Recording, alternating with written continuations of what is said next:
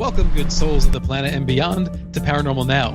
I'm Alan B. Smith. Join us as we traverse the cosmic highway of paranormal portals and tantalizing turnoffs.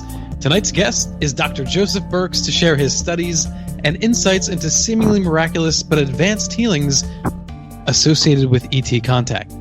Share your thoughts and experiences with us during or after the show on Facebook, facebook.com/paranormalnowradio, Instagram @paranormalnow, Twitter @paranormal_now, and of course, join us in the KGRA chat room. Quick article here that I wanted to bring to your attention that was brought to my attention by Ken Cherry. Black triangle UFOs are being seen again.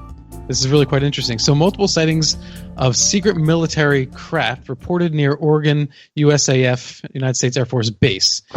Images have emerged supposedly showing a black project government spy plane in the skies over Portland. The image is apparently in the skies near Portland Air National Guard Base, show a mysterious triangular object in startling clarity. Two lights can be seen at the end of either wing. YouTube conspiracy theorists Blake and Brett Cousins of Third Phase of Moon were sent the photos and uploaded them in a clip on September 1st. They said they had received multiple accounts from people who have seen this. One witness told the channel the craft didn't make a sound as it flew in the skies. The craft, they claimed, was heading towards the Columbian River. In the clip, Blake likened the sightings to the alleged TR-3B aircraft. People are saying they saw something strange in the skies, he said. Is this the infamous TR-3B ready to make a grand entrance to the public? Are they sort of teasing us, I guess, is what they're implying here in the article. The TR-3 Black Mantra is the name of a surveillance plane of the United States Air Force, speculated to have been developed under a black project. This is really interesting because these photos do look more like a potential plane and less like what we would expect a triangular UFO craft to look like.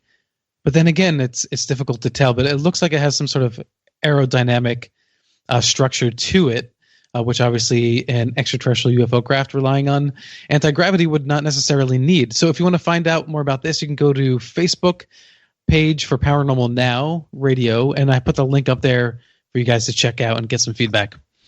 All right, call-ins are now available to all of you as we have been rolling out our new HD toll-free phone line sponsored by the Paranormal Radio app. So add this number to your mobile phone so you can call us hands-free at 85-KGRA Live. That's 855-472-5483. Listen for your cue to call in and pose your questions to the guest or myself. And make sure to save the new Paranormal Radio app hotline number, 85-KGRA Live. It's so much easier to talk than to text. Our guest, Joseph Burkes, MD, is a board-certified internal medicine physician. During the 1960s through the 1980s, he was a peace and social justice activist working with Physicians for Social Responsibility, the United Farm Workers Union, and pro-labor coalitions. For 5 years, he was closely associated with Dr. Stephen Greer's Close Encounters of the Fifth Kind initiative as a working group coordinator for the Los Angeles CE5 team from 92 to 98. Joseph Burkes, MD, has facilitated human-initiated encounters with UFOs in California, Mexico, the UK, and in Canada, working with CSETI, MUFON, and the Peruvian Contact Network, known as Mission Rama. His writings focus on the mechanisms of contact that he has learned from working with a network of activists that Dr. Burkes calls the Contact Underground. And you can actually go to Dr. Burkes' Facebook page, the Contact Underground, to get more information there. His ambition is to encourage teams of contact workers by describing how their important human-empowered outreach efforts are linked to broad social issues. Most important of all is the need to establish a world peace based on social justice. If the intelligence responsible for flying saucers is extraterrestrial in nature, then a sustainable world peace would be an essential precondition for open contact with them. Dr. Burkes, welcome back to Paranormal Now. Pleasure to be back. How are you? I am good. I'm good. So tonight, I think we're going to take a little bit of a left turn here and talk more about your studies into what some might consider miraculous healings. And in Chapter 6 in the book Beyond UFOs by the Free Organization, you had written quite a bit on this and highlighted a number of cases. So I'm really happy to have you on here because I think for so many people who are fascinated with this subject, and in particular contacted abductions, that's the one thing I think is most curious to them is what's the point if we have this contact and then we're just sort of plopped back down here on Earth? Why? Your study seems to indicate that there might be a why. Yes.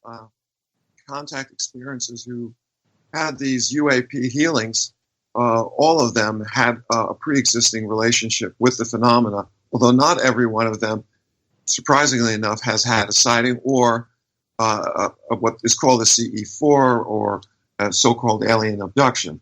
So it's a complicated situation, but it appears as if all the people who in our study they experienced a healing, and as a result of their involvement, either before or after the healing, they played some role of importance to the ETs, and we can get through that as we discuss the various cases.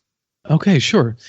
Well, when you're introducing people to this idea, on the one hand, if you have the predilection to believe such things, then it's not so difficult to digest. But if you are just, marginally open-minded, how does Dr. Burkes ease somebody into this topic? Medical healings? Medical healings, yeah. I think there is no easy way into it, because an explanation would challenge the fundamental belief systems of our society. Mm-hmm. What I mean to say is that religion is the glue that enforces behaviors that are very beneficial in many aspects in terms of rule by law, which ultimately is based in some kind of higher power, either the state or a god. Mm-hmm. And what I'm going to say now is that if the wisdom traditions of our planet have documented interactions with a higher intelligence or a deity or angels, and healings have occurred, and now we have a modern era of UFOs, mm-hmm. where wonders in the sky are appearing that many people believe are extraterrestrial spacecraft. I'm suggesting that perhaps these interactions and healings during previous times were by the same agent, but because of the customs and expectations of those times, they gave it a religious interpretation. I told you it wasn't easy. Yeah, I guess you're right. There is no easy way into what I'm about to share with you, because although many people in the audience believe that there is a non-material realm that exists beyond this 4D reality, the predominant ideology of ufology, and I suspect large sections of the society as well, is materialism, where there's no room for the multidimensionals or sacred or God. It's himself. So this is a difficult issue to address, because it challenges the belief systems of scientific materialism. Mm-hmm. Professional science refuses to investigate. They put their head in the sand. So what happens? Ultimately, contact experiencers have to rely on their own resources to make sense out of a phenomena that the larger society denies, and the scientific community, in its extreme cowardness, refuses to engage. So to understand these miraculous ET healings, if you will, we have to have some sort of mechanistic context. So it seems to be like an amalgamation of something spiritual and something scientific. If you were to approach the scientific mind, what is happening here? Are ETs biological only? Are they biological and tapping into something? What's going on? I think our conversation is leading us astray. These are very big questions, but I think the answers to the questions that have already been posed: why were these people selected, and how their technology, and it is. I reject the word miraculous, and if I say it, I'm putting around quotation marks. Quotation marks, sure. On each side. No, there's every evidence from these accounts to show that a technology is being used. I only suggested that there was no easy way into this discussion, and I did not want to get into a philosophical one. I think we should get into the presentation of how these cases were uncovered. Say a few words about the free organization, the Free Experiencers Survey, from which these cases of so-called miraculous healing, quote, miraculous, how they occurred, and how we were able to interview in depth contact experiencers who both Preston Dennett and we are the two co-authors of the Chapter 6 in Beyond UFOs, which is put out by the Foundation for Research into Extraterrestrial and Extraordinary Experiences, FREE. So let's talk about that Free Experiences Survey. It was a 4-year survey. It was translated into multiple languages, and ultimately over 4,000 contact experiencers answered the questions, which it took about 6 hours to complete the surveys, and it involved hundreds of questions.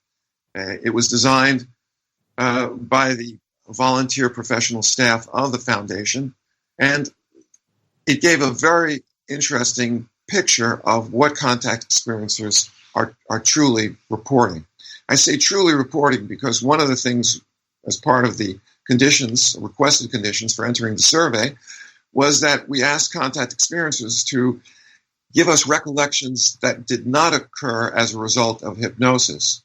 And the concern was that, unlike what many people believe in the UFO subculture, I'm not an adherent to the notion that hypnosis is some kind of magical truth serum, and that you can extract memories that are accurate from the distant past. And so by asking contact experiencers to report what happened what they recalled without the benefit or abuse of hypnosis, we got the impression that the experiences were overwhelmingly positive, and that many of the contact experiencers described them as indeed transformative. Many of the contact experiences were not what most people imagine abductions are, a kind of physical removal of a targeted human subject to take them out of their environment and put them on board spacecraft.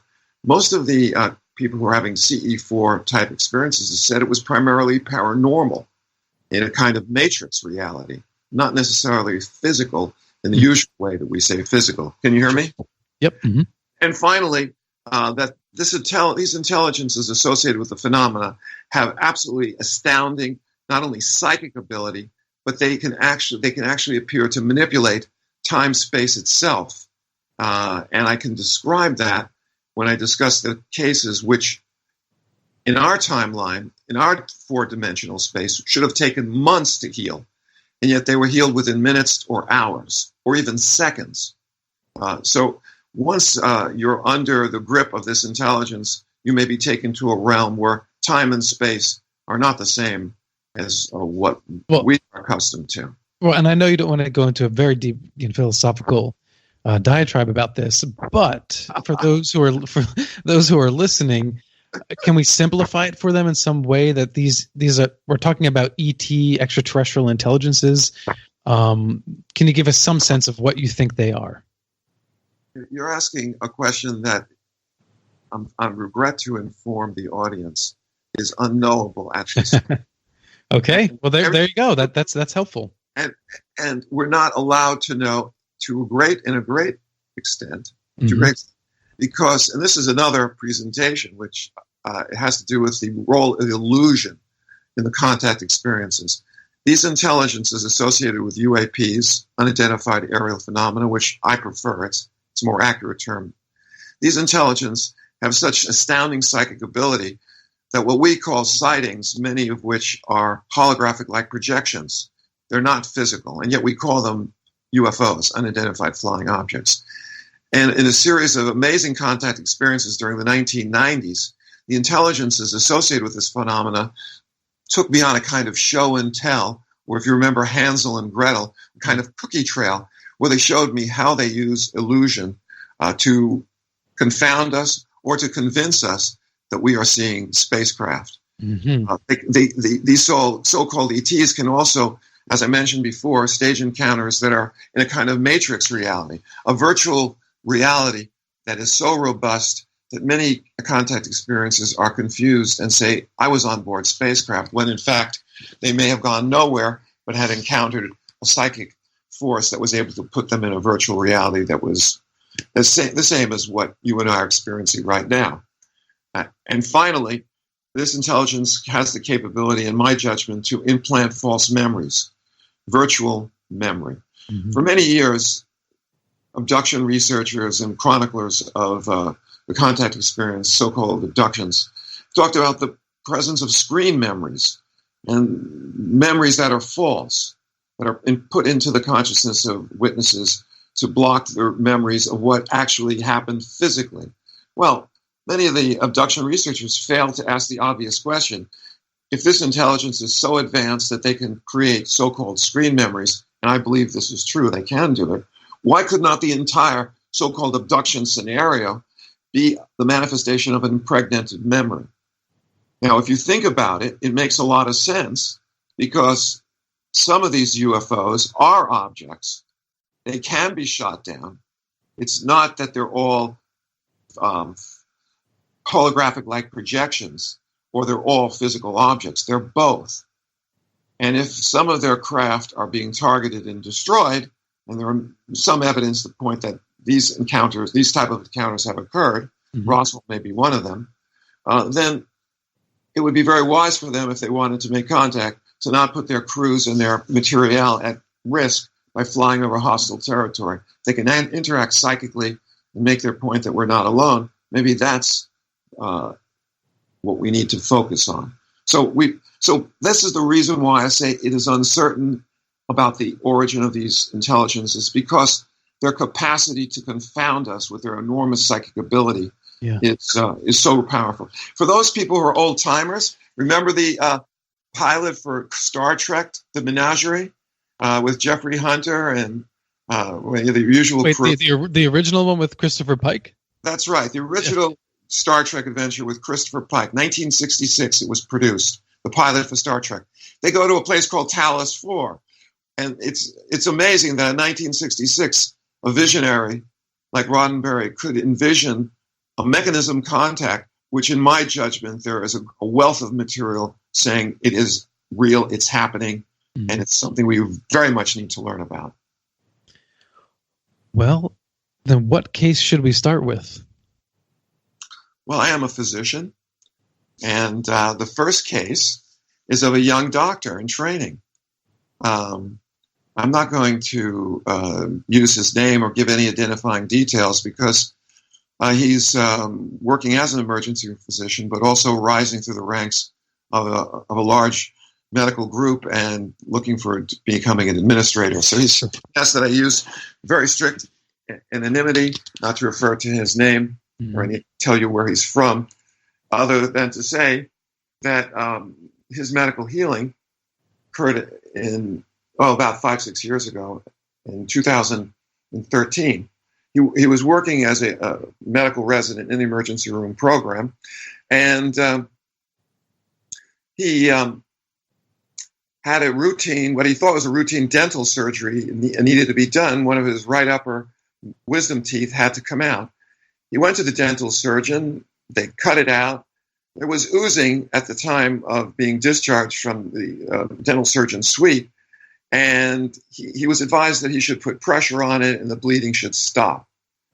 The bleeding did not stop, however. It increased. When he got home, direct pressure did nothing. In fact, what had happened was that the dental surgeon, the oral surgeon, had inadvertently cut the superior alveolar artery. And I believe it was the superior. And this was an artery, a major artery coming off the carotid, and was pumping away with each beat of his heart. A jet of blood filled his mouth. Oh, God. It's a potentially a life-threatening situation. If the bleeding is so risk, or if you pass out and lose consciousness and you have pulsatile bleeding from an artery, you can breathe this the blood that you're lying in a pool of into your lungs and aspirate. So the young doctor, and unfortunately I have to say that doctors are not the greatest patients, as you're going to hear from this story. And also I have to say from my own experience as a physician and seeing the behavior of my colleagues when they get sick. So he was not making, this young doctor was not making any rational decisions because in part, the emergency room the only emergency room where he could be taken care of that had the level of care required to take care of this kind of emergency was the one that he worked in. And he did not want to be there as a patient with all his colleagues and the nurses basically treating him like he's less lawfully than a senior resident in an emergency room program. So that contributed to it as well. I remember one time I was shocked during a code, and I was a young doctor, internship, and I was thrown up against the wall because the patient wasn't shocked. I indeed was shocked.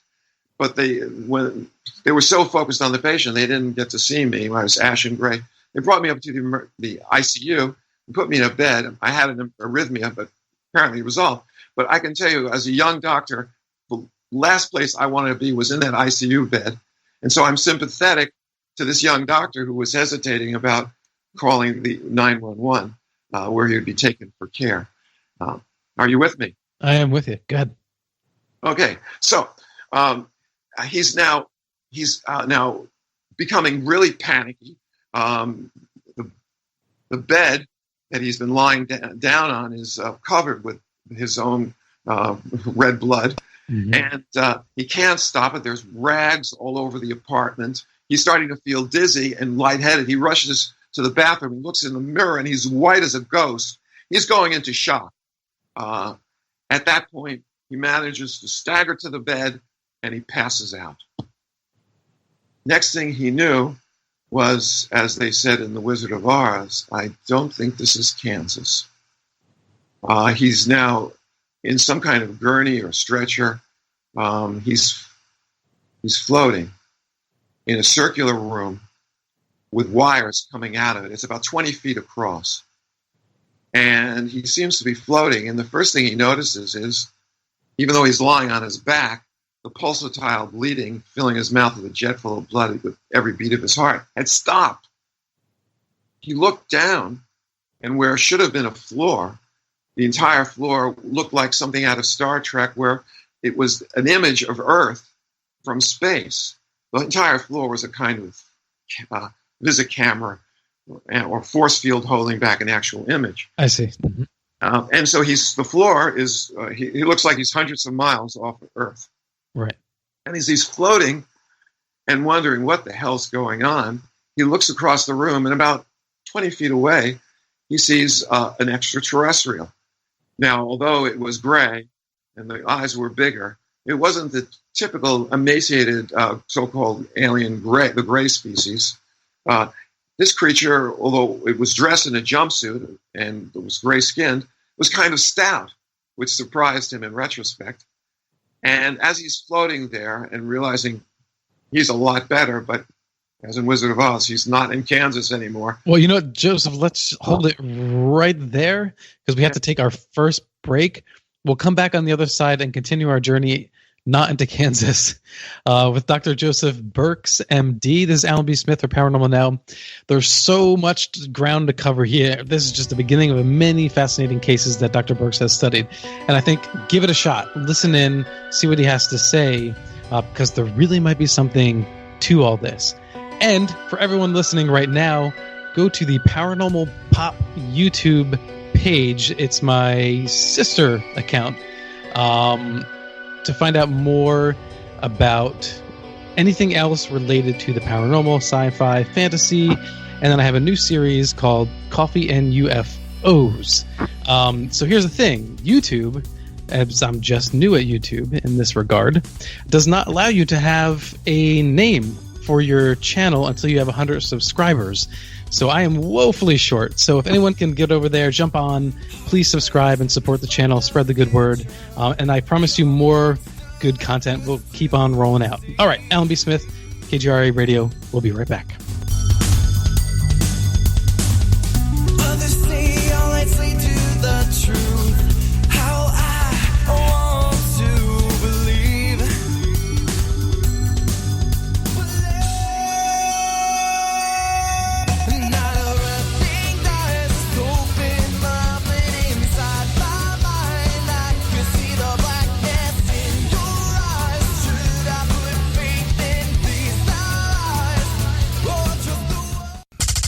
We are the contact for alternative research topics. The Planet, KGRAradio.com.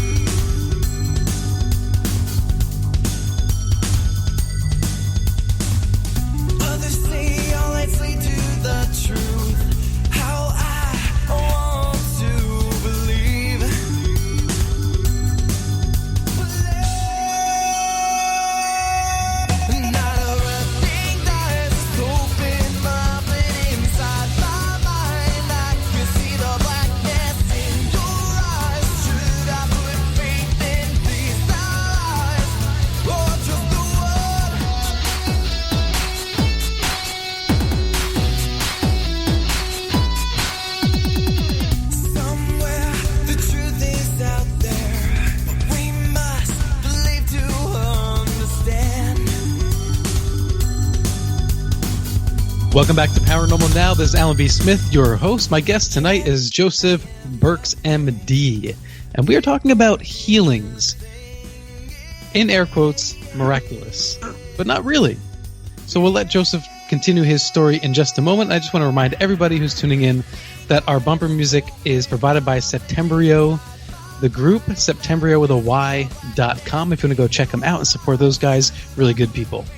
So, Dr. Burkes, before you continue your story, I did get a question, and it was a shared question of my own. Why did this doctor get picked, or are you going to take us there to give us that answer? The narratives I'm going to share will some start from the beginning of the person's contact experience, but others, because of the dramatic nature, I chose not to put that up front. I will get to it as soon as we proceed with the case. That's right. It's a great hook. Go ahead. All right, so for those people who are just tuning in now, just a quick recap. Young emergency room physician in training, what he thought was a routine dental surgery, but instead of taking out his wisdom tooth, they also cut I think it was the inferior alveolar artery, not the superior one mentioned before, which is pulsatile bleeding. So with each beat of his heart, his mouth fills with blood. He's at home, he's panicking, he delays in calling 911. And he's at risk for serious complications because this is an arterial bleed. He could pass out and aspirate and even die. The next thing he knows, he's floating in a space that's not his own. He's no longer on the blood-covered bed where he passed out. Instead, he is in a circular room with metal wires or kind of hoses, thick wires coming out of the walls. He's floating. He's on some kind of gurney, and he looks down. And what should be the floor is a circular vision of the Earth from space. And at that point... Like Willy Wonka's elevator. Kind of like you can see right through the floor. Or maybe a scene from a Star Trek, First Contact, when they activate the force field. You're looking down on the floor. It's filled with the image of Earth. Sure. So, in any case, he knows something dramatic has happened because his mouth isn't filling with blood with every beat of his heart. And he doesn't feel sick, and he looks across, and about 10 feet away, 15 feet away, is the ET that I just mentioned. And the next thing he knows, boom, he's back in his bed. It's the next morning. He stands right up, which is important, because anyone who's had a major bleed is dehydrated. He looked at this color. It was perfectly fine. And usually after a significant bleed, people are tired, they're hypovolemic. It takes a couple of days for them to get up to speed. He felt absolutely fine. He doesn't recall having any transfusions. This is the narrative. Now, why was he selected? Well, I mentioned earlier that not every contact experiencer has had a sighting. And in the free study, this was one of the consistent themes that became important. In this case, this individual did not, this young doctor had never had a sighting, no CE4s, no memories of onboard experience, but he did have an episode of high strangeness called missing time. And as a contact experiencer myself, I know how powerful this can be for a young doctor in training to have this anomalous experience. It changes your life. And what happened to him was that 5 years previously, when he was a medical student, kind of a lonely existence, as studying 12, 14 hours a day or working in the hospital overnight, he wanted to get a pet. So he decided he was going to go to the local pound and pick out a pet that he would be able to keep him company. He didn't want a dog because he was away a lot of the time. So he decided he'd get a cat. He got to the pound and he arrived around noon. And the attendant seemed strange. Her body build was, he said she was pear-shaped, or there was something about her eyes and the way she interacted with him that made him feel strange. He then said he wanted to have, I think it was wanted to have a white cat, I believe it was, and he said he wanted to have a calico cat. Yeah, and the attendant said, "Oh no, I have this wonderful white cat that you just will fall in love with." And he says, "Well, I really don't have the money to buy 2 cats and the vaccination." He says, don't worry. It's a 2-for-1 sale. 2-for-1 sale. Same amount for both cats." Oh my God. Yeah. So he sort of went over at the white cat. The next thing he knows, boom, he has no recollection of what's happened the last few hours. He's stuck in traffic, driving home, and he lost about 1 to 2 hours. And he looks at the seat next to him. Guess which cat he got? It wasn't the calico. It was the white cat that she was pushing. Uh-huh. So this is a missing time experience, which can be associated with sightings or not, or even recollections. Well, what's stranger, the missing time or the 2-for-1 cat sale? Very, very good point. So what I'm suggesting to you, and this is a very radical theory, but if you spend time, as I have, among the contact networks that I call the contact underground, you will understand that this intelligence that we're dealing with has stupendous psychic powers. They can access our consciousness as readily as you or I access light at home by simply turning on the wall switch. That's how, turning on a switch. And so I'm suggesting that every person who has had a bona fide sighting of a UFO, I'm not talking about something that's readily identifiable as the Venus or a Goodyear blimp or something like that, but a real UFO sighting, that I'm suggesting that every person who reports such an event may have a potential consciousness, mental connection with the extraterrestrials. Because if they can interact with the contactees at will, I suggest they're using that power to interact with a large number of people. And so for the 10% of the population that's had a sighting of a bona fide UFO, and the 1% or maybe 0.5% who describe high strangeness events like CE4s or CE3s, where the actual beings are seen, these beings will have such tremendous psychic power that we should not underestimate what they can do.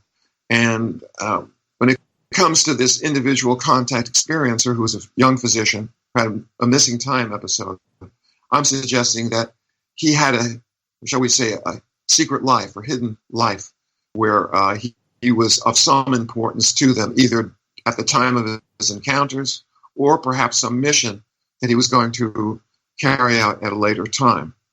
Does that make sense? I think so. Yeah. Okay. So that's why I think he was chosen. The individual is rising. He's a brilliant young doctor. He's got advanced knowledge in many areas besides medicine, and he's in a position to move forward in a career that will put him in a position of influence. So this doctor, besides asking for anonymity, it's not just he doesn't want his name to be shared. He also seems to be a believer, if you will. Oh yeah, there's no doubt. If you're facing a life-death situation and you're cured on what you imagine is an onboard experience, you're going to believe in the phenomena, absolutely. Or did I misunderstand you? No, that's it. I mean, I think that as a doctor or a rationalist, one can try to explain away an experience, but for him, it was real. From his scientific training point of view, he had decided and determined that this was a real experience. Oh yeah, this wasn't a psychosis or anything like that. No, yeah. Most of what passes as learned discourse on the question of what makes people have these kind of contact experiences, I have to say, is foolish. You have wannabe debunkers who talk about mass psychosis or mass hallucinations, right, as mechanisms. Most of the people who are poo-pooing these kinds of things don't know very much about what a hallucination is. What this intelligence can do is they don't create hallucinations. They create illusions, which is something different. Like you said, they can get into your mind. And there are also people who seem to have the ability to call down UFOs. Well, yeah, sure. I don't know if we have on the archives my first talk with you. Is that up there, or I covered a lot of that material back then? I'm actually working on getting up archives on the Paranormal Now.net website, but you can actually go to Spreaker. That old episode should be there. Yes. So, if you're going to promote that or make that information available, please do, because there's so much to discuss on medical healing. I can simply say that in the 5 years that I was an active investigator and organizer, I wasn't just a guy who went out into the field, but I was a trainer. I worked closely with Dr. Greer for those 5 years, and I was empowered to conduct trainings in England, Canada, and other places across the United States as well. So during those 5 years, I had a wealth of opportunities to observe a specific type of contact experiencer that I called a prime contactee. The MO, modus operandi of such individuals, like Dr. Stephen Greer, like the young man that I identify in my writings about the contact work that we did back in the 90s, I call him Misha, a young emergency room EKG tech. I call them prime contactees because they've had a lifelong experience with the phenomena. They are trained in advanced meditation techniques, usually without any parental supervision, which is interesting. And with their advanced meditation skills, they have facilitated for them ongoing telepathic communications with the intelligence. Now, I was able to have numerous sightings during my 5 years of intensive investigations, and then less intense for the next 10 years. I was able to have numerous sightings and interact with the phenomena because I've associated myself with these prime contactees who had the capacity, and this is the answer to the question that you asked, that they can request a sighting and the intelligence behind the phenomena complies, and UFOs or UAPs manifest, that other people can see. Other people can see to verify that this prime contactee has indeed a special relationship with the intelligence behind the phenomena. So that is the answer to the question. And what I was able to learn during these 5 years of intensive investigations with the help of the intelligence behind the phenomena was that they can create illusions. And if we're to understand this phenomena, then we have to not only take off some of our philosophical blinders in terms of materialism and denying the central role of consciousness in all that there is, not matter, but mind is at the center of creation. And we have to also overcome, that's quite enough for now. So let's get back to the cases. Yeah. I'll just pose this. I know you have a lot to cover. I'll just pose this because you do say that mind is the center. And if we're going with the theory that aliens are able to project imagery into your mind or an experience, is it possible that we are actually the aliens and that our own minds are creating these experiences, that we can call down a UFO, but perhaps we are actually the ones self-healing and doing it in such a way that we're creating a sort of, like you said, holographic experience? That might be comforting to some people. But if we proceed through the cases, I can show you why that's probably not likely. Okay, sure. Because the astounding nature of these cures, not miraculous, but using a technology that is not decades ahead of ours, perhaps millions of years more advanced than ours. So let's proceed to the next case. Sure. All right. The individual asked that I not use her real name. Her name is Shannon. She's about my age. She's in her late 60s. And she's a contact experiencer who, and the diagnosis that she had was chronic fatigue syndrome, which was healed several days after making a request to a channeler who was in contact with a particular group that she had experience with. So that's the end of the story. I'm just giving that up front to whet your appetite. What happened with Shannon was a teenager when a UFO manifested on her parents' property, rural area. Everyone in her family saw it. Soon after that, when she was during her reproductive years, she had recurrent, what you would call, close encounters of the fourth kind. Memories of onboard experiences where biological procedures were done on her that were reproductive in nature, but she chose not to share the details with me. I can understand because this individual is very prominent with within our society, and she is held in high esteem both in educational and scientific communities. And I can understand why she wouldn't want to include those details. In any case, they were reproductive in nature, and they happened every 3 months or so throughout her reproductive years. She had numerous sightings of UFOs, and some of them involved even what you might call a telepathic heads up or telepathic advisory. One time she was lying in bed and she got an intense desire to look right out the window, and there was a flying saucer hovering a few hundred feet away. So there was not only memories of what she imagined were onboard experiences, but also elements of telepathic communication, even when she was not in what she imagined was spacecraft. Mm-hmm. When she was about 40 years old and she had achieved a position within her profession that placed her as a supervisor, she had children that she had to be responsible for. She developed disabling fatigue, activities which she found easy prior to becoming ill became terribly enervating, just stripped her of all her energy.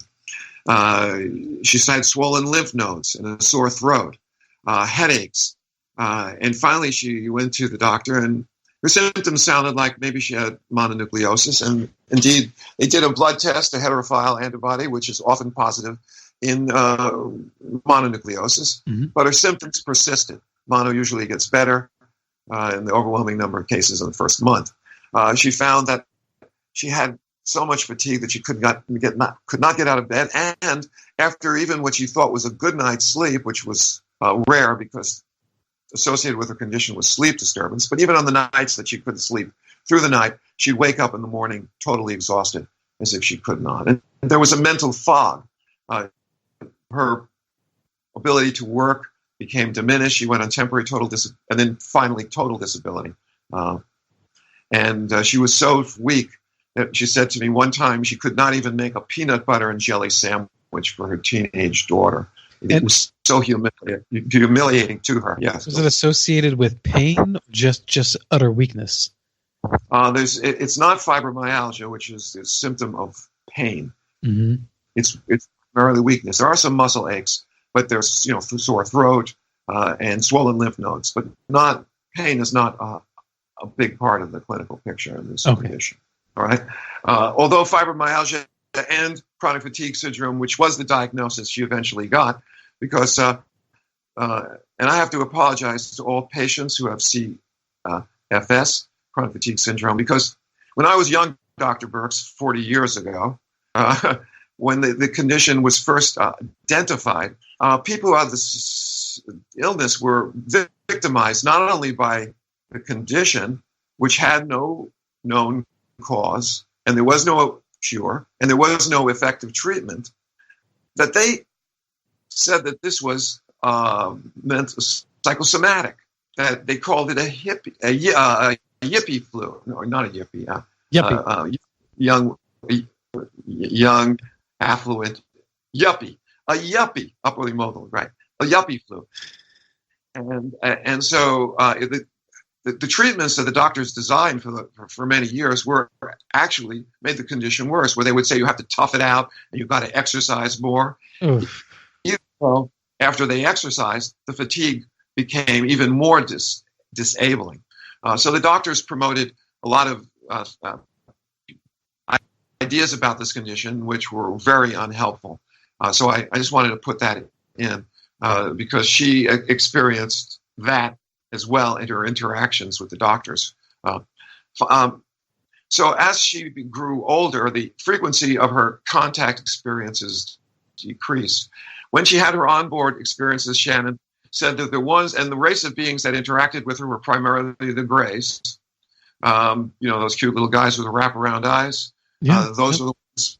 And she actually, over the years, she developed, at first she was very upset about what was going on, but over the years she developed a more accepting and cooperative attitude, and she was actually assisting the extraterrestrials in their work. And she had a special relationship with one particular extraterrestrial who was taller than the others, seemed like to be the leader or a doctor, and would come over to her and comfort her and thank her for all. And so she had a personal, positive relationship. It wasn't at first, but which is also an interesting finding within the free study, getting back to that. That what we found is that people over time, after they had more than one or two contact experiences, the number of positive interactions and attitudes about the contact experiences increased. Now, what that suggests is what happened to Shannon, the same thing may be happening to other people. Those who describe the contact experiences particularly horrific may have had only one or two, and after the high strangeness goes away, they can actually find it rewarding, believe it or not. In any case, Shannon had that special relationship. And even though her contacts were perhaps only a few times a year after she went through the change of life. Several years ago, she became interested in the subject of UFOs, and she heard about a channeler who was in communication with the so-called Greys. Dr. Burkes, let's hold it there. We're at the second and last break. So we'll continue with Shannon's story and the channeler when we get back on the other side of Paranormal Now on KGRA Radio. So everybody stay tuned. So many more fascinating stories, as many as we can get in the last hour. And then, of course, towards the end of the second hour, please call in and ask your questions to Dr. Burkes using the Paranormal Radio app sponsored phone line 85 KGRA Live. That's 855. And we're going to cover another case or two if we have time, but we're going to wrap up the case of Shannon as we continue here in just a moment. But I would like to say, Dr. Burkes, Carol Carl, who now has her own show on KGRA, Behind the Obsidian Curtain, says hi. Carol, myself, and Dr. Burkes, our paths originally crossed on Epic Voyages Radio on the old Inception Radio Network. And that was it was just gratuitous. I'm glad that happened, and I'm grateful that I got to know you, Dr. Burkes, and have you on the show. So let's finish up with Shannon's story, and we'll take it from there. Okay, so just to recap quickly, Shannon, lifelong contact experiencer with multiple CE4s during her reproductive years. In her late 30s, early 40s, developed chronic fatigue syndrome, which just was terribly disabling, weakness, headaches, mental fog, swollen lymph nodes, sore throat, a condition for which there is no effective diagnostic test, and there is no effective treatment, and there is no cure. So in desperation, perhaps, she found a channeler who allegedly was in communication with the race of beings that she had interacted with, tall gray. One was one of the beings that she interacted with, and over time it became a positive relationship between her and these aliens, so-called aliens. And so she said to the channeler, who allegedly was in contact with the Greys, if you are what you say you are, you're really in communication, why don't you send them to cure me? And it was a kind of defiant statement, which I'm sure she didn't really expect to be cured. Almost tongue-in-cheek. Or maybe just she was suffering so much, she was begging for help from any source. Okay. In any case, 4 nights later, she goes to bed and she wakes up on a typical setting consistent with what she thought was an onboard spacecraft. And she's lying on her back, prone. I should say hands up and supine. And floating over her is either a holographic projection or some kind of video display, but it's the shape of on a flat screen of a woman's body. And in the left upper quadrant where the spleen is, which is chronically inflamed in chronic fatigue syndrome, it was mint colored. And then this figure on the right groin, where she had swollen lymph nodes, as many patients with chronic fatigue syndrome do, it was pink. And as she's looking around, she suddenly experiences what she described as the most horrific electrocution-like symptom. Like every cell in her body was being electrocuted. And she was shaking violently. And she looks off to the side, and she sees not one, but 4 of the typical zeta reticuli or grays. And they're surrounded by a halo of light. Each one of them has surrounded by light. And boom, the next thing she knows, she's back at home. It's the next morning. She gets up, and she notices something is different. She goes to prepare a meal. Doesn't seem to bother her much. She actually felt refreshed, finally, after a good night's sleep. And over the next couple of days, she regained a tremendous amount of her lost strength. She started weightlifting, able to hike, and eventually made what you described as a full recovery. Now, what happened was truly remarkable, and there are developments in human terrestrial science which indicate that we now understand, although we don't have an effective diagnosis or treatment or cure of chronic fatigue syndrome, we are at the biochemical level discovering that people with chronic fatigue syndrome have an abnormality of metabolism primarily in their muscle cells. And within the mitochondria, which provide energy, if you remember your high school biology, within the mitochondria, the cells that are in charge of being the dynamo, the powerhouse for the muscle cell, were not handling sugar metabolism properly, and so what appears has happened was the extraterrestrials were able to alter the biochemistry of her muscle tissues throughout her body within what seemed to her like the course of minutes, but might have been, since she was unconscious during the night, might have been several hours. Well, this is a level of biochemical engineering truly astounding. The witness is credible, and I think we have to say that if the extraterrestrials can carry out bioengineering of such complexity at the muscle cells, then is it so inconceivable they could use their tremendous knowledge of human psychology and physiology and neurophysiology to create false memories, which we now remember as contact experiences? So again, getting back to the central question, who are they and where they come from? I say we don't know. And our level of development in our society, we are not being allowed to know. Are you still there? I am. I was just processing that for a moment. Okay. So I guess that was another diatribe. You mentioned that. No. And that was a good one. I'm just wondering, when doctors are confronted with inexplicable changes to their patient's physiology, what typically happens in the field? What do you see occur with doctors when they have no way to explain why a patient suddenly seems to heal themselves? There is a literature on this. For those people who are interested in exploring this question, 30 years ago, Larry Dossey, MD, an internist, who's not only a physician but also a scientist who studies consciousness, he wrote in a book called Recovering the Soul, evidence about the miraculous cures which do occur all over the planet for incurable metastatic cancer. and they occur about, I don't know, 1 out of a million cases of cancer. And if you look at the MO of these people, often you find them as individuals who are highly spiritual or more often religious, who live a life of devotion in terms of providing service to their community and their God, and who often, when they get the diagnosis, they're really not focused on their illness, but on just continuing to do good. And so that's a certain MO, which is celebrated, in the religious community. So what am I suggesting?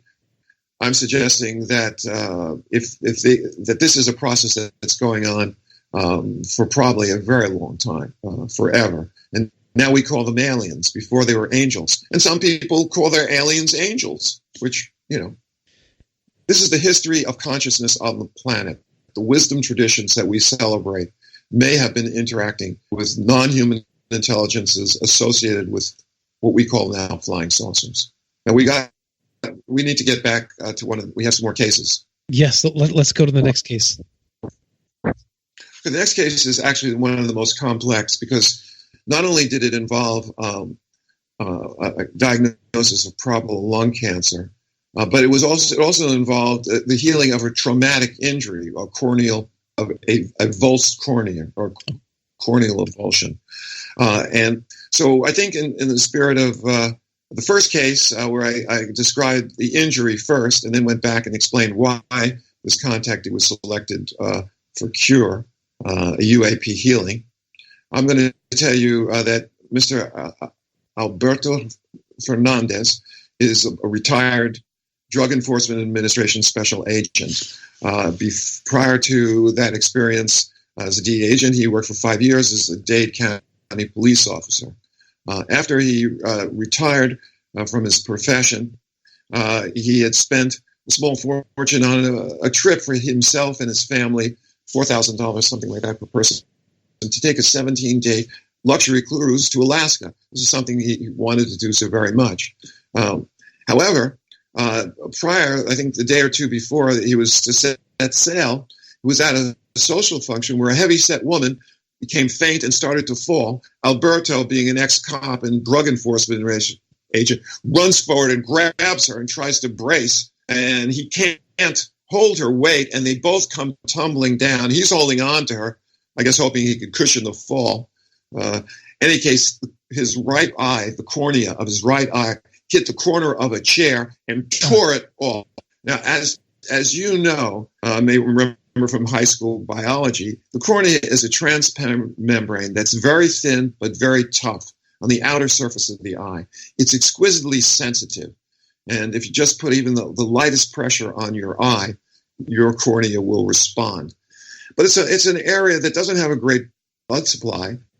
And nevertheless, it has to be constantly moist. Because patients in an ICU who don't have tears, they can have serious corneal ulcers if the nurses aren't constantly irrigating the cornea in people who have, can't produce normal tears. So he goes crashing down. He not only avulses his cornea, but has several fractures of the orbit. That's the eye socket. His eye is massively swollen. They go to the local emergency room, and the ER doctor couldn't really even examine the eye because there was such massive swelling. And he diagnosed the fractures and said, and then gave him antibiotics, of course, and some painkillers. And he said, you got to get to see the eye doctor within 1 or 2 days. This is very important. There's a lot of damage inside that eye. Now, being a tough guy and somewhat stubborn, he was from Cuba, and he's a very proud man. He said, no, I'm not going to do that. And his wife was arguing with him. His wife, Rebecca, a PhD clinical psychologist working in Miami. She had experience in the medical community. She could not convince Alberto. So they get on the cruise. The swelling goes down, and the ship's doctor takes a look a few days later. And he says, and he can actually look at the eye, and he says, my God, the cornea is torn off. We've got to get an airlift. We've got to fly you to the mainland off the boat, helicopter, and you need emergency eye care. Again, Alberto says no. They completed the journey. During the journey, his eye, the swelling went down enough where he could actually look out of that eye, and it was awful. He could just see hand motion only and perception of light. Yeah. He finally got to see the eye surgeon, who found the remnant of the cornea. It said it was dry like a piece of cardboard, and sitting in the corner of the eye, crumpled up. And he delicately drew the damaged cornea back over the eye, providing some protection and a patch. But he gave Mr. Alberto Fernandez the bad news that he was likely never have normal vision again, probably have post-traumatic glaucoma, and will need to be under doctor's care, for forever. Avoiding increased pressure of the eye, which comes with these kind of extensive injuries. Anyway, Alberto took the news. He went home, and then 3 or 4 nights later, he had a visitation. And now we're getting into the high strangeness story of Alberto, because for many years, he had contact experiences that were absolutely horrific. He was paralyzed. His whole body would be shaking, and he felt an alien presence, but he could not move. And that just frightened him to his core. And he was paralyzed. And this happened 2-3 times a month throughout his adult life until something very strange happened. How long was this period for? He had it for 10 years, these recurrent visitations. But in any case, I'm getting ahead of myself, because what happened now is that in 2001, when this traumatic injury occurred, and his contact experiences were decades previous, what happened was he felt an alien presence. But this time, not unlike those terrible 10 years, he felt calm. He was not disturbed by the fact that he couldn't move. And he saw a green light appear, and it came over to his eye. And it was a brilliant laser light. And lasers are used by terrestrial eye surgeons, ophthalmologists, to suture up retinas and do all kinds of suturing, and or even using it as a laser-like scalpel to work with the eye. But the rapidity of this laser that was hitting his eye was absolutely phenomenal. It was like a machine gun, just moving slowly around his eye. There was no pain during the procedure. Was there any sensation? He just felt a sensation of pressure. But it wasn't painful. It was mainly a flash in the eye, and it was brilliant, but it wasn't so brilliant that he described it as painful. But the rapidity of the laser flashes impressed him greatly. The next morning, he felt fine. He looked at his eye, and it looked fine. His vision was normal. He did not have any subsequent problems with glaucoma. And when he finally got the courage to see the same doctor who had urged him to come back right away for a follow-up appointment, he missed it. He said he couldn't believe that he had cured. He had a cure achieved. And this is often what doctors experience is shock and dismay, and they tend to not discuss these sort of cases with anybody because for many people it totally disrupts their worldview, their ideology, their materialistic framework. Well, so in a case like this, it's a very physical malady. So we're not talking about like a virus, and you think, oh my gosh, this guy only has so many hours or days to live, and the body's immune system fights back miraculously. In this case, this is a very physical issue. That's what's really astounding about it. And the virtual experience model, which I promote, which promotes that both virtual or illusory mechanisms and physical mechanisms are ongoing. This kind of case provides me, without any measure of doubt, that these cases are truly physical. No matter how many sightings we have, there are holographic projections or virtual reality experiences. The so-called aliens have a tremendous physical presence. They can interfere with the functioning of nuclear weapon systems, which if I had time, I could get into an interesting case that I discovered about a sabotage that occurred at a U.S. base. A patient of mine was the engineer who witnessed the sabotage of a flying saucer. That's another story. So these aliens have a very physical presence that cannot be denied, whether it be interfering with nuclear weapons, which, as you remember from my CV, I was opposed to and was part of an international physicians movement to end the nuclear arms race. The so-called aliens can be very physical when it comes to interfering with nuclear weapons, and that's something that really does get my attention. And I don't see that necessarily as a terrible crime. Although if you work for the military, it's obviously an act of sabotage. In any case, if the aliens have this tremendous psychic ability, they can also alter time-space so that what normally takes a very long healing in terrestrial science, they can do in minutes or even seconds. And that brings us back to the story of Alberto Fernandez, because we have to talk about the fact that he was a lifelong experiencer, and that warranted some kind of special treatment by the aliens that were interacting with him, so-called aliens. But he had paranormal experiences even before. He grew up in Cuba, and in 1945 he was born.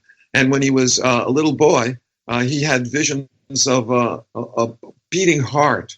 And for people who are Catholic, the heart of Jesus is a symbol which moves people in a very spiritual way. And he had recurrent visitations with a being that he thought years later, when he saw a picture of Jesus, was Jesus. When he was 14 years old, something happened to him.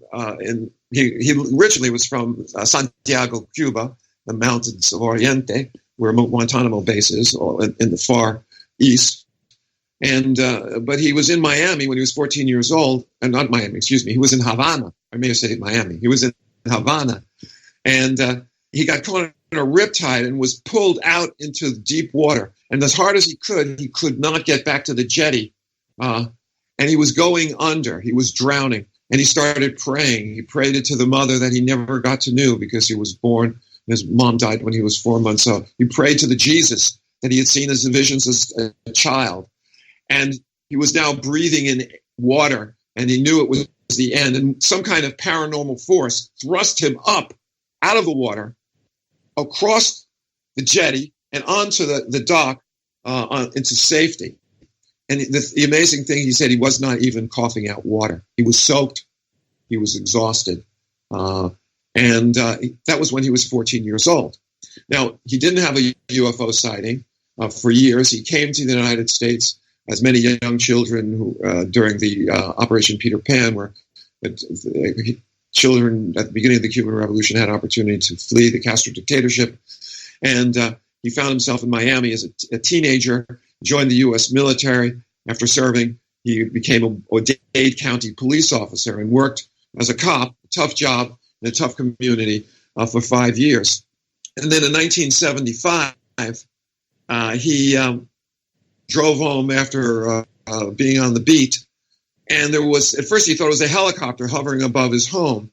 And then as he approached, he realized it was a hamburger-shaped UFO that was less than 5 feet hovering above the roof of his house. It had a circular blue light, and there was portholes that he could look into. Didn't see anybody, but there were portholes as well.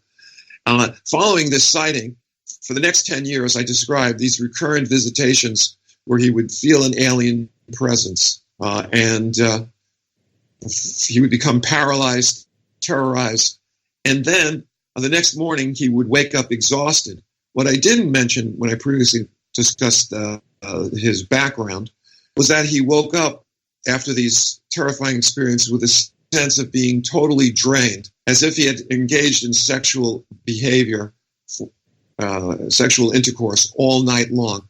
I know it's a sensitive topic, but for all the young men out there who, or maybe the older men who remember what it was like back then, there were nights where after excessive sexual activity, there was this kind of drained feeling, ache in the groin. And he had that repeatedly after these terrifying experiences. So this went on for 10 years. And what happened in his career was he worked as a Drug Enforcement Administration, was first in Puerto Rico because he was Cuban descent, but then they shipped him off to being attached to the American Embassy in Dominican Republic. And he did such a good job as being a special agent for the Drug Enforcement Administration that the corrupt local police took a contract out on his life, and he had to be evacuated with his wife out of the Dominican Republic before he was murdered because he had exposed how the corrupt military police were dealing with the drug traffickers. So he finds himself back in Miami, and he's in a hotel because he doesn't have regular housing. And all of a sudden, strange things start going on, like his beeper, and that was, I guess, the beginning of beepers back then, and that went off, and then the alarms in the hotel went off, and everyone's coming out of their room, and there's all kinds of chaos going on. His wife goes to sleep, and above him, he sees an extraterrestrial being floating. Looked like a sort of gray. She communicated telepathically with him, and she told him that she was indeed a female. He said his skin was like that of a porpoise, kind of glistening gray color. She didn't speak, but she did have a nose and a thin lips. And basically, she apologized for the 10 years of interacting with him. She gave him the story, which many experiencers claim they've been told, and that is that they were sampling his semen for biological experiments in an attempt to save a dying race, their dying race. And she said to him that this will never happen in that way again. She made a promise, and indeed she fulfilled the promise because he never had that kind of episode again. So when he had an avulsed Ornian, he sensed the alien presence, and then the green laser light hit him. He was already reassured that he would not be hurt from that previous contact experience with the female who had the glistening skin of the porpoise. So now we have one healing. He has suffered some medical problems over the years as he became elderly. He got prostate cancer. He also retired from the DEA and became active in the contact network of Rama, the Peruvian contactees. He had experiences of actually going into what's called a dimensional portal, or a Zendra, which I could talk at length about, but we don't have the time. But people now in the North American contact movement are going to Mount Shasta and are experiencing these dimensional portals. And what would you say the name was? Zendra?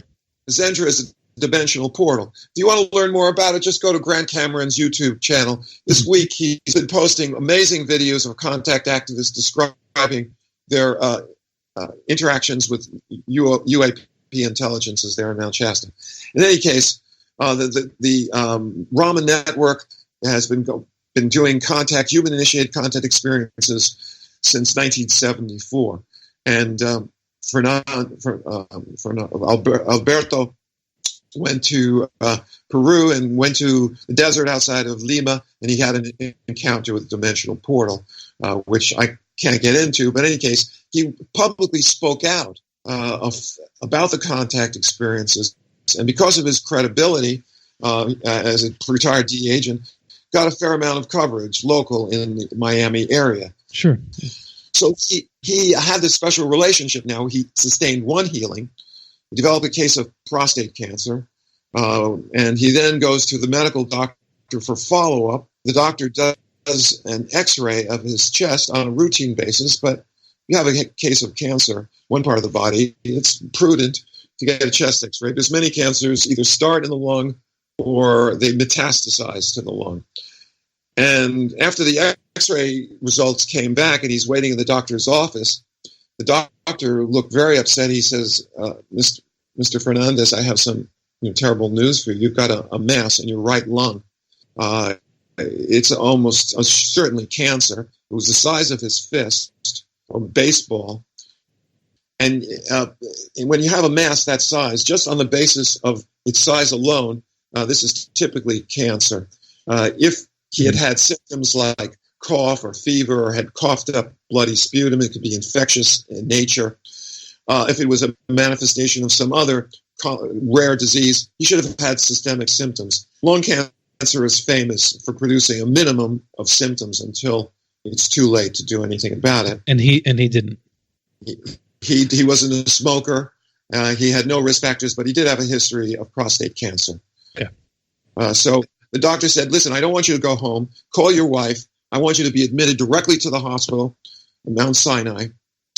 And you go over there. My pulmonologist friend is going to do a procedure, bronchoscopy, to look down into the lung, get a piece of that. The doctor was certain was cancer, and from the history, I think almost certainly it was. And you will get you started on treatment, but there is no cure. A mass this size is very likely to be malignant, metastatic. Anyway, it's bad news, but he went to the hospital. The admitting physician wanted to get an x-ray because he didn't have access to the personal physician, Alberto's personal physician. So he's had him down in the x-ray suite, and he's going to repeat the chest x-ray. His wife joins him in the x-ray suite, and they were separated. Alberto was on a gurney, getting ready to be admitted to the hospital. And in the x-ray suite, there was a curtain, the kind in hospital emergency rooms where the curtain is on hangers that hang from the ceiling, sure, to kind of completely surround the gurney. Well, he was on one side, waiting for his x-ray to be done. And his wife was on the other side, waiting. And all of a sudden, she sees something that she can't believe. She sees a kind of energy pattern form on the curtain as like a sine wave, as like 60 cycle. Like there's some kind of an energy field that's enveloping her husband. And the curtain is there. And he starts screaming in Spanish, "Ellos están aquí, ellos están aquí. They're here, they're here." What he experienced when she pulled the curtains aside was that looked like he was having a seizure at first. His entire body was shaking violently. I wonder if it was sort of like what Shannon described. In any case, he was shaking violently, and he was shouting at them, "Ellos me están curando, ellos me curaron. They cured me. They cured me." He did not remember that, shouting out to her. Okay. What happened next was the x-ray technician brought him to the machine, did the x-ray, went over to the pulmonologist, and a while later the pulmonologist comes back really angry and says, "Why the hell are you wasting my time? This x-ray is perfectly normal." And get out his lung. Isn't that fascinating, the psychology of it? Because one just can't accept, right? They just can't accept that a healing occurred. So someone must have given him the wrong patient or misdiagnosed patient, right? You could gyrate as much as you want about looking for alternative explanations. The most reasonable explanation, from my point of view, not only as a physician who studied these cases, as a UFO investigator for a quarter of a century, but also as a contact experiencer who got involved with the so-called ETs as a result of being a researcher, not the other way around. Okay? I can say that as a physician, these cures involve a level of technology that involves distortion of time and space. They carried out a cure that ordinarily under terrestrial science would take months. The cancer would have to be removed via surgery. There would be scarring, risk of infection, likelihood of transfusions, and all the complications of surgery. And that this was done bloodlessly with no scar. This, in my judgment, involves a level of technology which I can understand is called miraculous, but is something that you can imagine possible if you take the same trajectory that we are on, which in the last 100 years we've developed aircraft, space travel, and antibiotics, heart transfusions, traveling to the moon. If you extrapolate that level of technological advance, not for 100, but not for 1,000, but millions of years, you can see that advanced intelligences might very well have such a capability. So I guess a better term would be just an advanced healing, right? An advanced treatment of some sort. Something just so elevated and above what the paradigm of our medical science tells us is possible.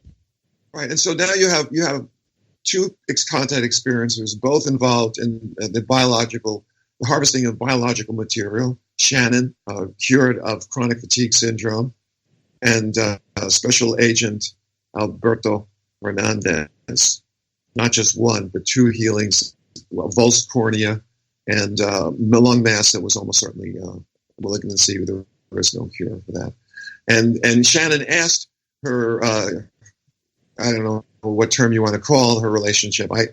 I tend to look at this phenomena as an intelligence, counterintelligence phenomena. And so I call the extraterrestrials UFO intel. And I refer to the aliens that had a special role dealing with people like Shannon as her handlers. And she asked one of her handlers, this being who had comforted her over the years, why did you do this? Why did you heal me? Her answer was chilling. And it's a powerful message that I think contact experiencers can understand. And that was allegedly the alien said, we take care of our own. So the sense of shared fate, that we are not just a race of beings evolved from monkeys from millions of years ago. We're alone in the universe. Mm-hmm. But this idea of shared fate, that intelligence exists throughout the cosmos, and we can engage these advanced intelligences, some of whom are likely to be physical beings, and we can do so. And while we engage them, celebrate what the wisdom traditions of our planet have always celebrated, and that is a sense of oneness, a sense of love, of solidarity, and cooperation. So that would be one explanation.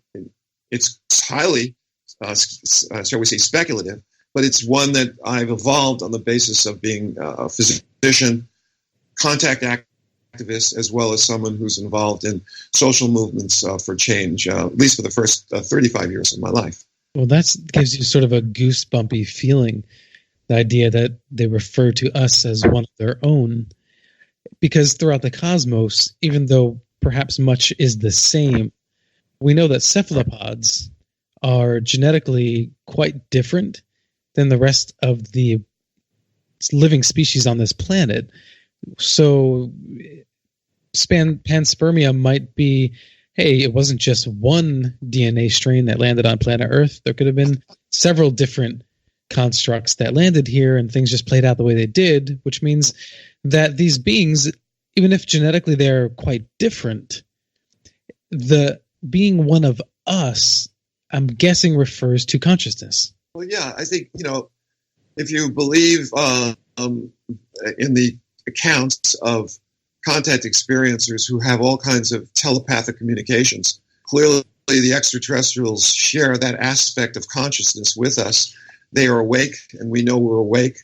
They are awake, and they know they are awake. And this aspect of being awake and conscious is what some people describe as the great computer in the sky that allows us to communicate with every intelligent life form instantaneously, by the way. It doesn't have to move at the speed of light.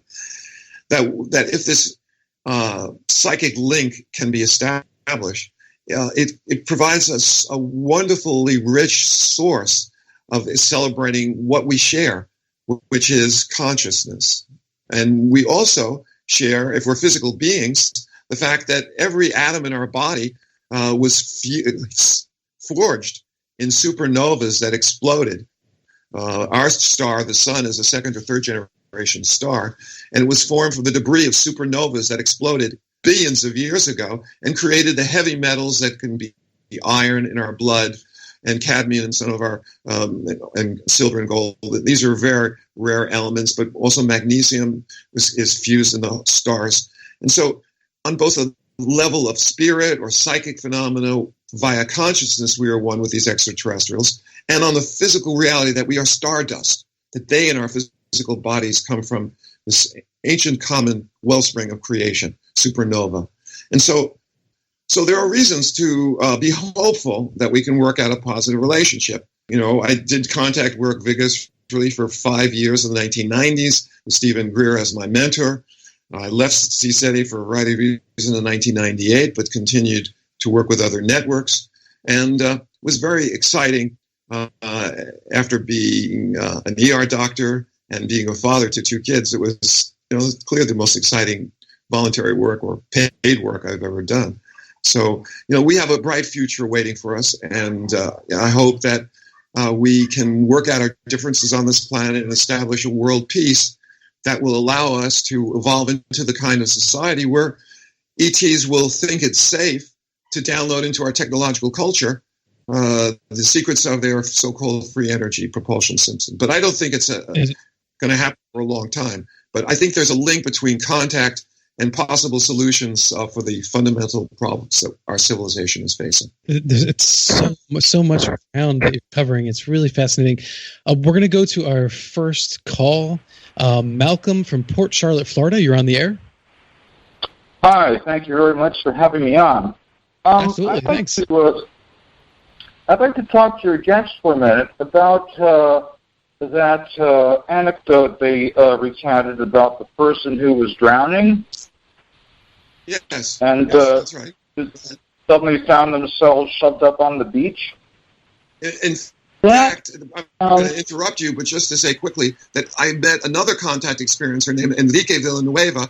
The same thing happened to him when he was several years over, not in Havana, Cuba, but in Lima, Peru, where he was drowning, and he was with someone else as well. So I just wanted to add that piece of information.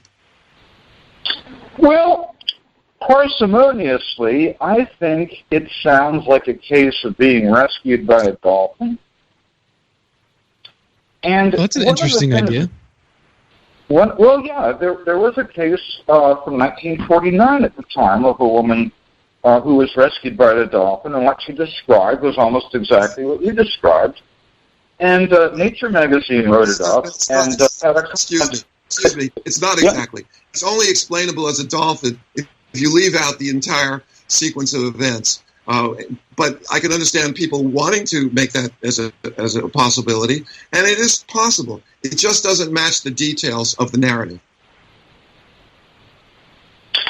Okay, I'll accept that. What concerns me also is that the paranormal community is ignoring dolphins. Dolphins communicate, I think, largely telepathically. I've had telepathic contact with them. These two trainers have written books about their own experiences with telepathic contact with dolphins. Wow. They have been alive on this earth since we were tree shrews in their current form, with their big brains and their echolocation. Mm-hmm. And, they're not just swimming around out there in the sea making babies. I think they could be very valuable in teaching us how to communicate telepathically. What is it that you're absolutely right. Wait, hold on, Malcolm. Malcolm, do you have a question? No. Well, thank you for the call. No, did you have a question pertaining to your comment on the dolphins? I do. I'm satisfied that they are beautiful creatures that I love to watch. Hopefully outside of captivity. Well, I know that surfers have had very real experiences with dolphins, not only just physically interacting with them, but that sense of a kind of communication there. And I don't know if psychic is the best way to describe it, but something like that, like an unsaid understanding. Mm-hmm. They come right over. Yeah, you can. That shows interest. You can fall into that really easily with them, or you can get really as deeply involved as you want. All right. Well, Malcolm, thank you so much for calling in. You're in Port Charlotte right now. You're on the safer side of the handle, but how's the weather for you? Beautiful day. It's dark now. Okay, great. Well, thanks for calling in, Malcolm. And anytime, call back in if you have a question for a guest. Thank you, Malcolm. Thank you. Okay, take care, brother. Yeah, I think in reference to your comment earlier about considering humans the other, I think Malcolm brings up another point there too. What about dolphins or some other creatures? I mean, are they coming here just for or contacting just humans, or are they looking and contacting other species on this planet? I suspect what you say is true, but I don't have information other than one of the cases involved in a healing of a pet dog. Not exactly dolphins in the wild, but it was a healing that you could read about in the book Beyond UFOs, Chapter 6. It can be purchased on Amazon as an ebook for a very reasonable price. Or it's a very extensive book. Our chapter is over 30 pages, and we address the healing of the Jack Russell who had stroke, was paralyzed, had severe arthritis, as well as an enlarged heart. So they do have a relationship with animals, and as I mentioned, are you able to hear me okay? Absolutely good. One of the animals, one of the healing cases involved an animal. So they are able to interact, I suspect, not only with amazing cures, but also telepathically. Because, many contact experiencers will say that when the encounter is about to unfold, the animals exhibit unusual behavior. So I think there is some animal awareness of what people call the visitors. So there's not just an exclusive interest, perhaps, in human beings, though perhaps one more so because of our, I guess, more complex consciousness. So I guess the people that you've spoken with or have researched have not spent much time sharing about any experiences involving animals or anything like that. Aside from this one particular case, it's not a theme, right? Missing time experience of the first case involved an animal that, in terms of the purchase of a cat with high strangeness. So the animal played a role in the sense that it alerted him that something very strange was going on. But yeah, again, you're asking a very general question that I'm sure could be the topic of many programs with investigators who are doing work in the field of animal telepathy, sure, as well as animal behavior during close encounters. Well, in that vein, let's get on to another case, because we've got less than 15 minutes here. Actually, about 10 minutes left. Okay, another case. Let's go. All right. Elena del Castillo. Elena is, or Elena in Spanish, is a 42-year-old homemaker in Miami area.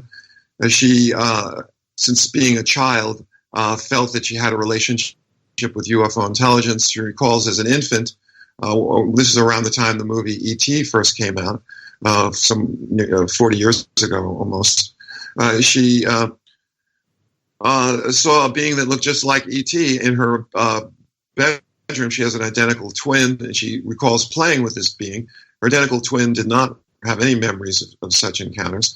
But Elena said that she was always interested in the paranormal, felt herself to be spiritual, but was not religious. And she was somewhat of an iconoclast. That's a fancy word, a 2-bit word for smasher of idols. So she really did not relate well to typical organized religion. But she felt herself to be highly spiritual. And she did have a UFO sighting about 5 years ago when she was stuck in traffic. Again, interesting, Miami. And she's stuck in traffic, and she sees a spider-like helicopter that's appearing repeatedly in different parts of the sky. And traffic is stopped, but she's and the partner who's sitting next to her, passenger, looks up and they see it, but nobody else is staring at this very weird display. And then a more conventional black helicopter starts chasing after the spider-like helicopter that was truly anomalous, and then it was appearing and disappearing in different parts of the sky. So she one day went to the what happened was that she actually tried to do a pedicure on herself one afternoon. Mm-hmm. She managed to cut her middle toe of her left foot with the sharp cuticle cutting instrument, and it was a deep wound. She did not apply any kind of antibiotic ointment. She did not clean the wound. But later that day, there was a flash flood during a torrential downpour, and she was outside, and she was walking through muddy water. Actually, it was like from the sewage. It was really filthy water. And she cleaned her feet when she got home, but about 12 hours later, she wakes up in the middle of the night and has this terrible, terrible pain in her toe and in her foot. It feels hot. Even the pressure of the knife sheets was excruciating, and she realized that she probably had an infection. She had to go to the hospital, go to the emergency room, get some antibiotics. She didn't complain of shaking chills or that sort of thing, but she knew she had something serious going on with her foot. And from the history, it's consistent with the cellulitis. However, in her room appeared a kind of violet light, and it was about 15, 20 feet away. And it's she was able to acknowledge its presence, and she used those words, it then started moving towards her. Behind it trailed a kind of sparklers that were also purple. It was a rather pretty orb. And as it approached her right shoulder, it hovered above her face. And when she got comfortable and she acknowledged it was there, it then moved right into her body through her right shoulder, and she felt a kind of shaking and energy surging through her body. It wasn't painful, but all of a sudden she had immediate relief of her foot, and she knew that she had been cured.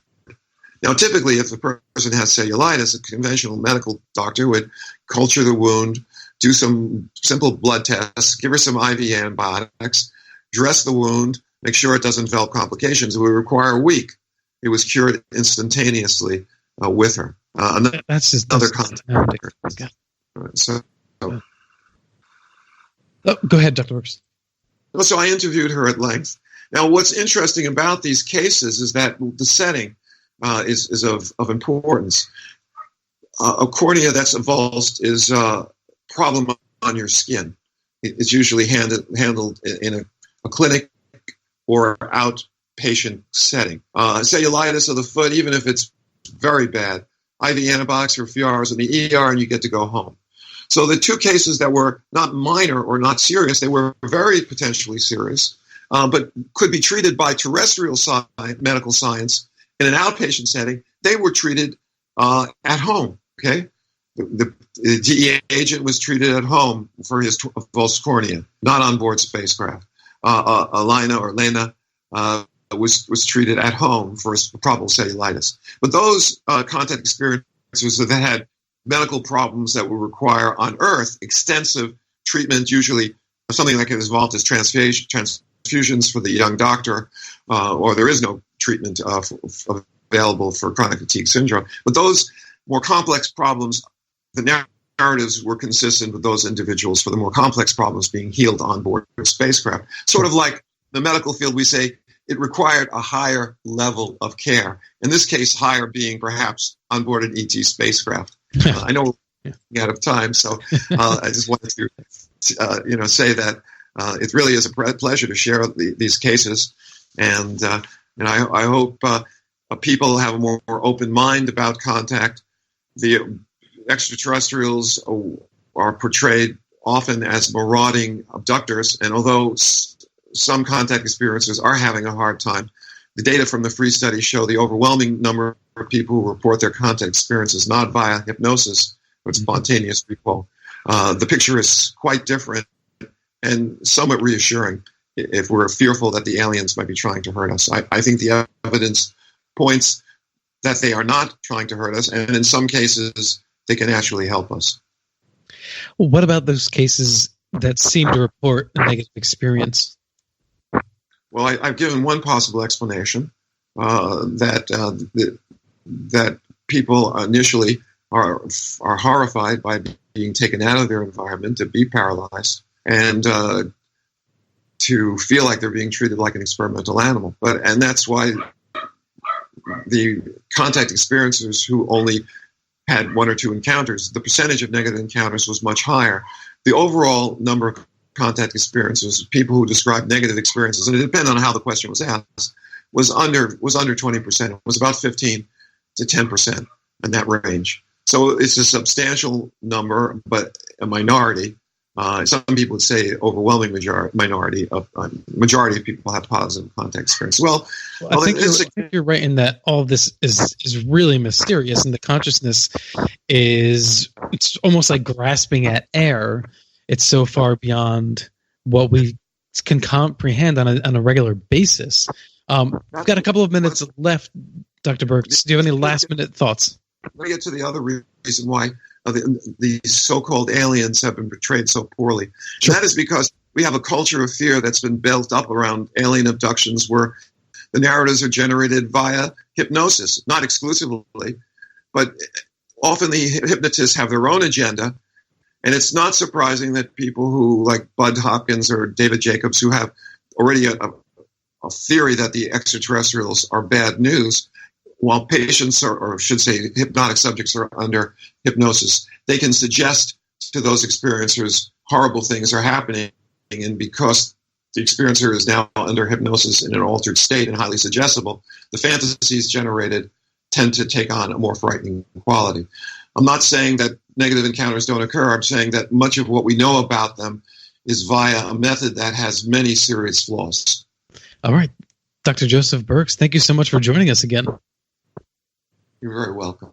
All right. And if you want to find out more, you can go to Dr. Burkes' Facebook page. That's facebook.com/contact_underground. And anything coming up that you'd like to share with us? No, thank you. I'm busy writing.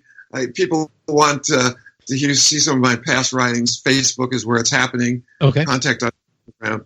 And I urge people to read Chapter 6 and Beyond UFOs, as well as pick a copy of the other book that I co-authored, Paths to Contact. All right, perfect. Thanks again. And you've been listening to Paranormal Now, broadcasting live